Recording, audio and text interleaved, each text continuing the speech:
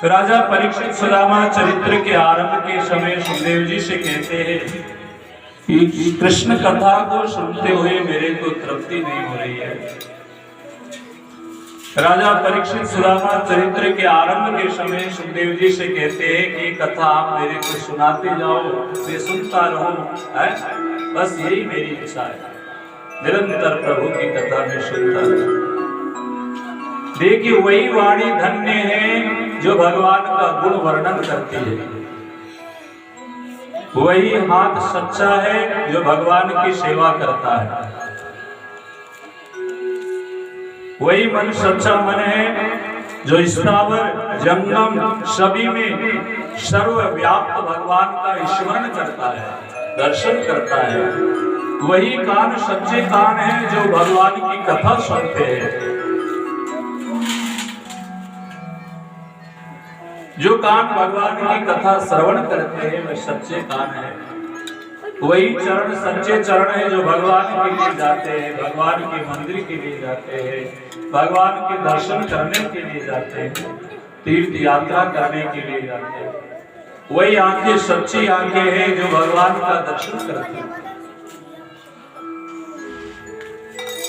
सुखदेव जी वर्णन करते पोरबंदरवासी महाज्ञानी जितेंद्रिय निष्किंचन पवित्र ब्राह्मण सुदामा श्री कृष्ण के परम मित्र है। वे सारा दिन प्रभु की सेवा करते हैं, सारा दिन भगवान की सेवा में बिताते हैं और अयाचक व्रत का पालन करते हैं। यानी किसी के द्वार पर मांगने के लिए नहीं जाते,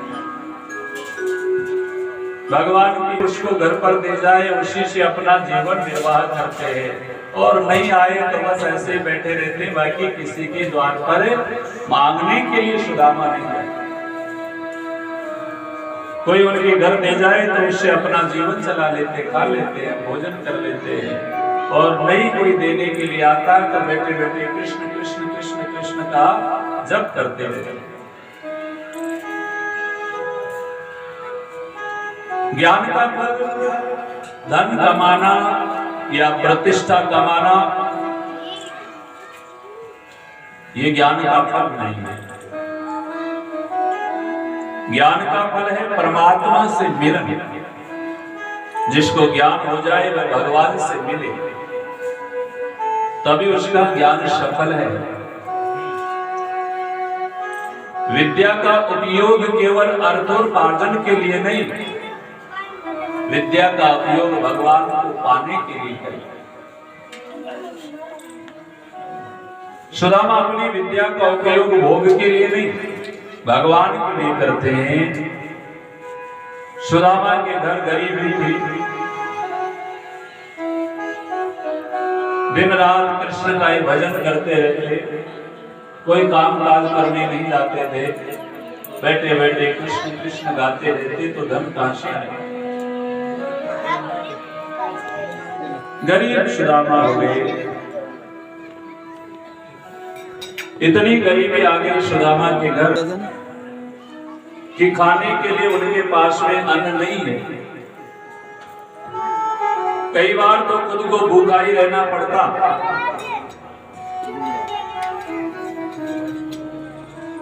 खुद भूखे रह जाते, पत्नी भूखी रहती।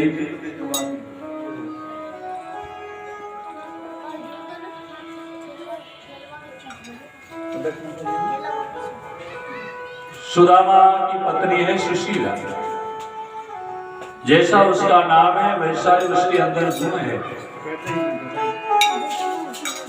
शीलवती है, सरल स्वभाव है, पतिव्रता है, कभी भी अपने पति से शिकायत नहीं करती कि आप कमाने के लिए क्यों नहीं जाते। दिन रात बैठे बैठे माला ही जपते रहते हो, काम काज कुछ नहीं करते हो, घर में कुछ है नहीं, धन है नहीं, खाने के लिए कुछ है नहीं, फिर भी आप कुछ कर्म नहीं करते, केवल भजन करते हो। ऐसा कभी उसने शिकायत नहीं। जैसा नाम है वैसा उसमें गुण भी है। आज तो नाम के विपरीत गुण देखे जाते हैं। जैसा नाम होता है ना वैसा गुण नहीं है।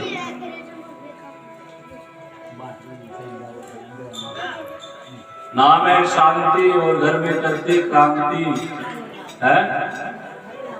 शांति के घर में जाके देखोगे तो शांति मुश्किल ही मिली, बुद्धि शांत नहीं रहती। कोई शांति नाराज मत हो जाना, मैं आपकी बात नहीं करता भैया।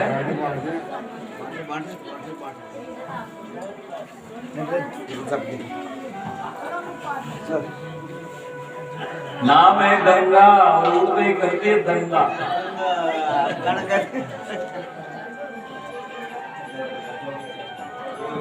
गंगा के पास में अगर कोई जाके पानी मांगे तो है? नाम क्या है? गंगा। और कोई प्यासा आ जाए थोड़ा पानी पिलाओ गंगा मैया, अरे बोले तेरे टूट गए इधर बोरिंग दबा के नहीं पी सकता भाई, वहां से भर के लेके आते। तो नाम है गंगा, पर मालूम गंगा के पास जल ही नहीं जाता।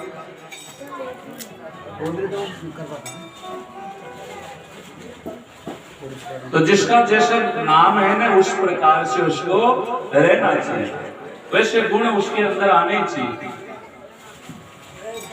नाम के विपरीत गुण नहीं होने चाहिए। नाम राम है तो राम जी जैसे गुण भी हो है? नाम तो है राम और रावण के जैसे उसके अंदर गुण हो तो राम कैसे?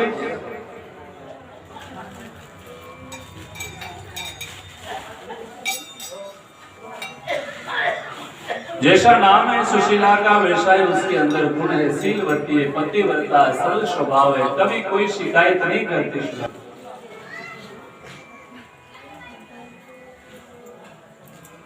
कई बार तो खुद को भूखा रहना पड़ता सुशीला को। पहनने के लिए उसके पास में वस्त्र नहीं, आभूषण नहीं, एक ही वस्त्र है, वह भी फटा हुआ, कई जगह से सिला हुआ है। फट जाता है तो सुशीला उसको सी लेती, नहीं कहती साड़ी काट गई और लेके आओ है। उसी खुशी के अपना काम चलाती है। सुदामा जी को दुखी नहीं करती।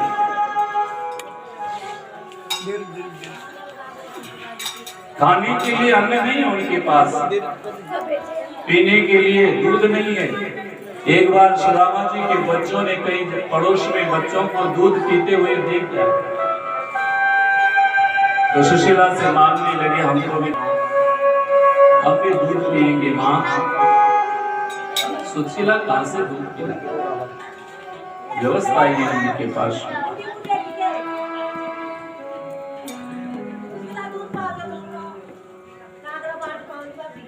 सफेद पानी करके उनको पिला दिया। सुदामा के बच्चों को तो यही मालूम नहीं है दूध है या सफेद कलर का पानी है। सर्दियों के दिन जब सर्दी लगती है ना उनको ओढ़ने के लिए रजाई कंबल कुछ भी नहीं। और सुदामा जी के बच्चों के लिए पहनने के लिए कपड़े नहीं, ऐसे डोलते छोटे बच्चे।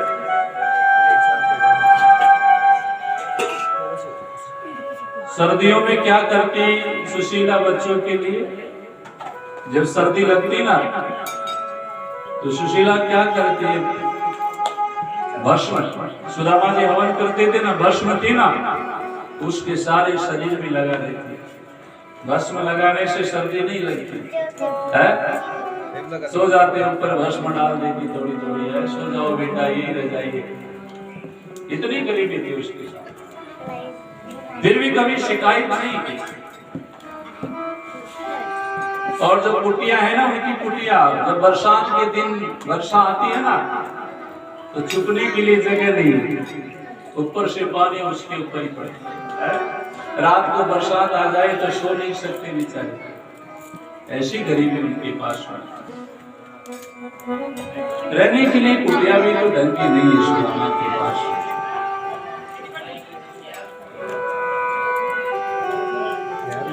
एक बार भोजन की व्यवस्था उनके पास नहीं हुई बच्चों को भूख लगी, बच्चे कह रहे हैं माँ भूख लग रही है, कुछ खाने के लिए दीजिए। सुशीला पानी पिला देती है। जब भोजन मांगते ना तो जल पिला देती, लो बेटा जल पी लो, बाद में कराऊंगी भोजन। अब कहां से भोजन?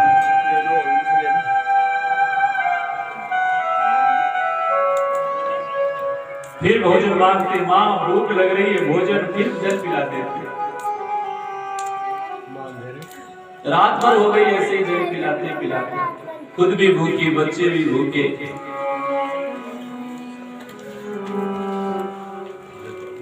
दुखी हो गई सुशीला।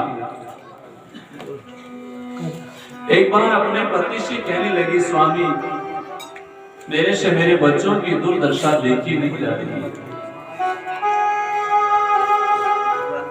मैं तो भूखी रह जाऊंगा, लेकिन मेरे बेटे मेरे सामने जब भूख के मारे तड़पते हैं तो मेरे को बहुत दुख होता है।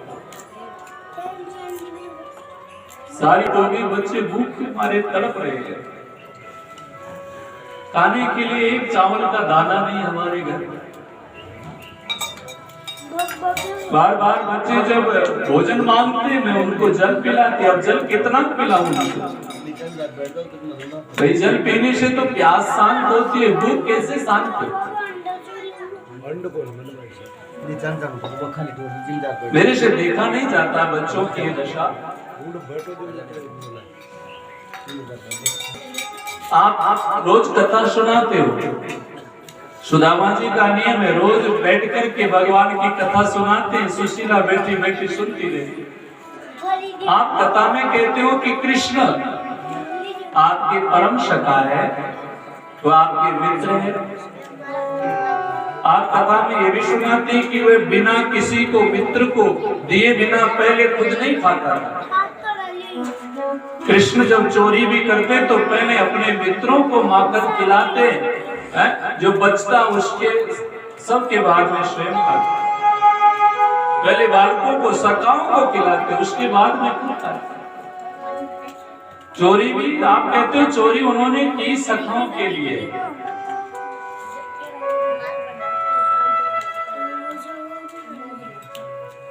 आज वो द्वारिका के राजा है, आपके बाल सखा है, आप उनके पास क्यों नहीं जाते? मैं आपसे कहते हुए एक बार आप वहां जाए आओ और वहां जाकर के प्रभु से मिल के आओ।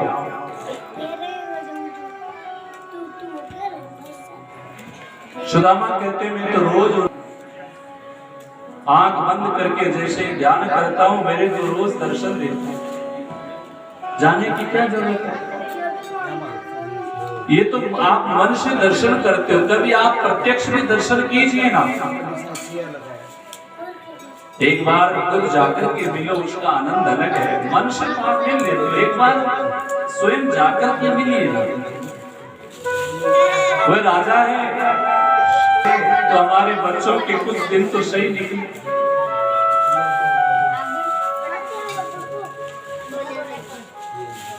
सुदामा कह रही मैं वहां चले भी जाऊं तो मैं मांग नहीं सकता।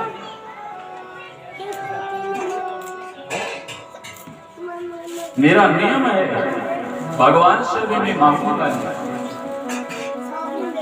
आप कह रही हो देंगे, अरे पर मैं बोलूंगा तब ना, मेरा जाना निरत हो जाएगा। मैं उनसे बोलूंगा नहीं है? और वो बिना बोले नहीं देते। सुशीला कहते हुए उनके 1000 आंख है, 1000 नेत्र हुए उनके। आपकी दशा देखकर के समझ जाएंगे। आप एक बार जाने के लिए तैयार हो जाओगे। सुदामा ने सोचा मैं इसकी हर बात मानता हूँ, आज ये पहली बार मेरे को कुछ कह रही है? तो मेरा भी कर्तव्य एक बात आदेश की मान। ठीक है देवी तू कह, लेकिन देखो शास्त्र कहते हैं कि मित्र के घर जाओ तो गुरु के घर जाओ तो खाली हाथ नहीं जाओ। भगवान के मंदिर में जाओ तो खाली नहीं जाओ, कुछ लेकर के जाना चाहिए, कुछ उनको भेंट देनी चाहिए जो अपने पास सदा हो। अब मेरे पास तो कुछ देने के लिए है नहीं, मैं द्वारिका जाऊं तो क्या लेके जाऊं? सुशीला ने कहा इसकी तो मैं व्यवस्था कर दूंगी, मैं पड़ोस से ले आऊंगी, आप तो बस जाने के लिए तैयार हो जाओ। और सुदामा जाने के लिए तैयार हुए। सुशीला पड़ोस में गई, 4 घरों में गई और 4 घरों में से 4 मुट्ठी चावल की लेकर के आई सुशीला। 4 घर में जाने का मतलब है ये जानते हैं कि मेरे पति द्वारिका चले तो जाएंगे, लेकिन ये बताएंगे नहीं कि मैं गरीब हूँ, मेरे पास खाने के लिए कुछ नहीं व्यवस्था। तो 4 जगह से चावल इसलिए लेके आइए, 4 जगह के जो चावल है ना अलग अलग प्रकार के होंगे। द्वारिका देश समझ आएंगे, खुद के घर का चावल नहीं है, कहीं से दूसरी जगह से मांग करके लेके आए और हमारी सहायता करेंगे। फटा हुआ कपड़ा में कई जगहों से सिला हुआ पोटली बना करके सुशीला ने सुदामा जी को दी और कहा आप जाओगे ना द्वारिका, द्वारिका देश को देते हुए आपको शर्म तो लगेगी, पर आप मेरा नाम ले लेना, आप मेरा नाम ले लेना।